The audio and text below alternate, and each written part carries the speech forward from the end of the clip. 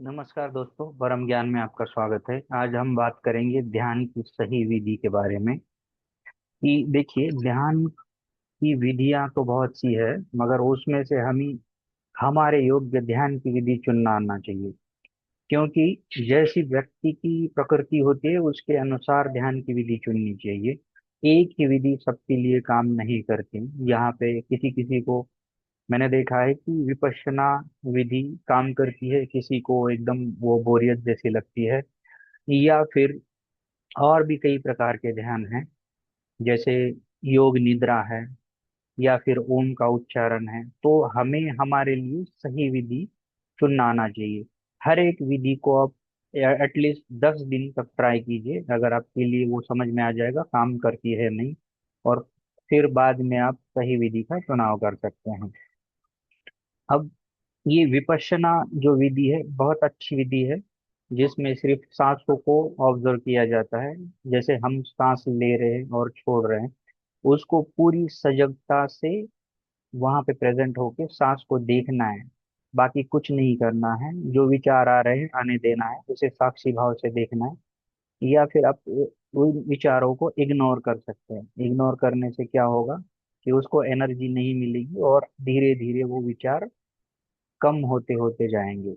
मगर इसको बहुत टाइम लगता है, तो किसी किसी को ये बोरिंग सा लगने लगता है बाद में ध्यान।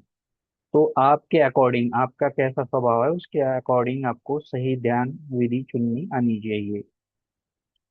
किसी किसी विधि में कोई एक्टिविटी रहती है, ब्रीदिंग एक्सरसाइज रहती है, जिससे कि शरीर थक जाता है और ऑटोमेटिक वो शांत होने लगता है व्यक्ति, और फिर ध्यान घटित होता है। तो आप हर एक विधि, जैसे विपश्यना है, किसी को विपश्यना अच्छी लगती है, किसी को ओंकार का गुंजन करना अच्छा लगता है, किसी को सिर्फ आंखें बंद करके बैठना, सांसों को देखना, या फिर विचारों को दृष्टा भाव से देखना, ये भी अच्छा लग सकता है। तो आप सही विधि पहले चुनिए, और फिर उसको एटलीस्ट 10 दिन तक ट्राई कीजिए। अब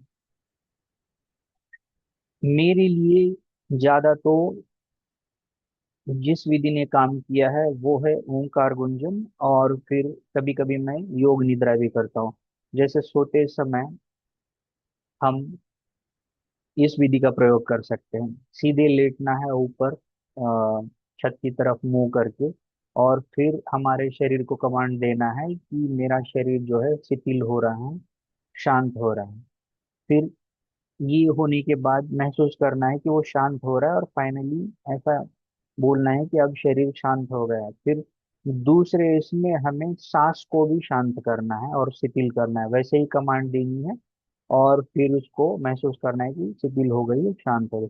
फिर मन को भी ऐसे ही कमांड देनी है, और उसको शांत करना है, उसको शून्य करना है। फिर विचारों के लिए भी वैसे ही कमांड देनी है, और उसी मुद्रा में योग निद्रा करते करते सो जाना है।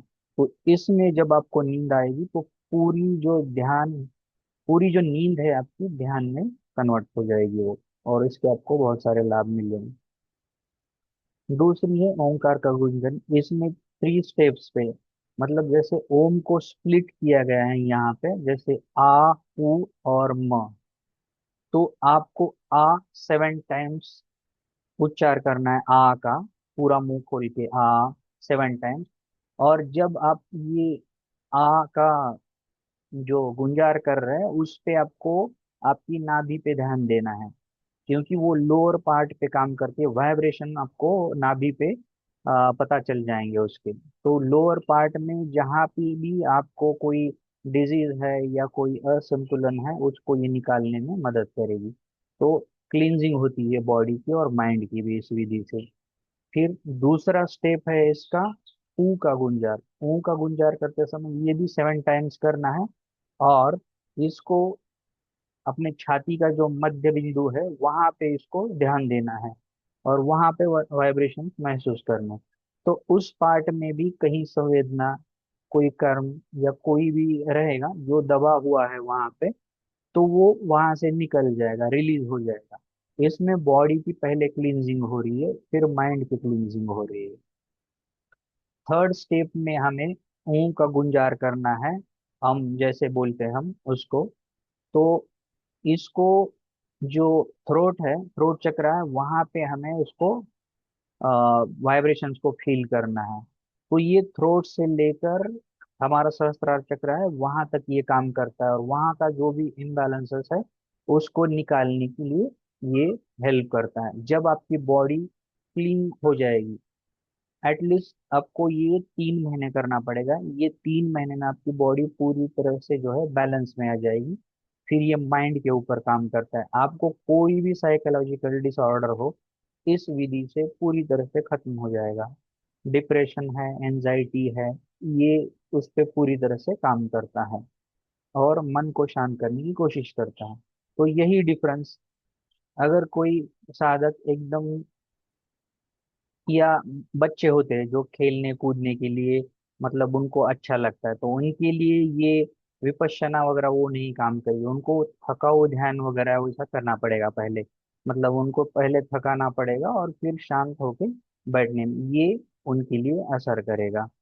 तो ये ध्यान विधि है, ये तीनों में से आप चूज करें, या और भी बहुत सारी ध्यान विधियां हैं, आप खोज करके कर सकते हैं। मैंने इन 3 ध्यान विधियों पे काम किया है और मेरे उसमें एक्सपीरियंस है। मेरे लिए विपश्यना ने भी काम किया है, ये ओंकार गुंजन भी है, और योग निद्रा, सोते समय मैं योग निद्रा करता हूँ, और सुबह और शाम के टाइम पे ओंकार गुंजन करता हूँ, और कभी कभी मैं विपश्यना भी उसी में कर लेता हूँ। तो इस तरह से आप सही विधि चुनिए आपके लिए जो भी काम करती है, और उसके अनुसार ध्यान करें। एटलीस्ट आपको 3 महीने तक कोई भी विधि, या पहले 10 दिन देखिए, ये अगर आपके लिए लग रहा है कि काम कर रही है तो उसको कंटिन्यू 3 महीने के लिए कीजिए। उसके बाद 3 महीने के बाद आपको फिर किसी से पूछने की जरूरत नहीं पड़ेगी कि क्या करना है क्या नहीं। एक एक, जैसे जैसे आपके कॉन्शियसनेस का लेवल बढ़ता जाएगा, अवेयरनेस आएगी अपने, तो आपको फिर किसी से पूछने की जरूरत नहीं पड़ेगी, क्लैरिटी आपके जीवन में आ जाएगी। तो ये था बस ध्यान विधि के बारे में।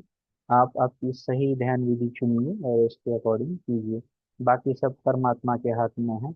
God bless you. Thank you.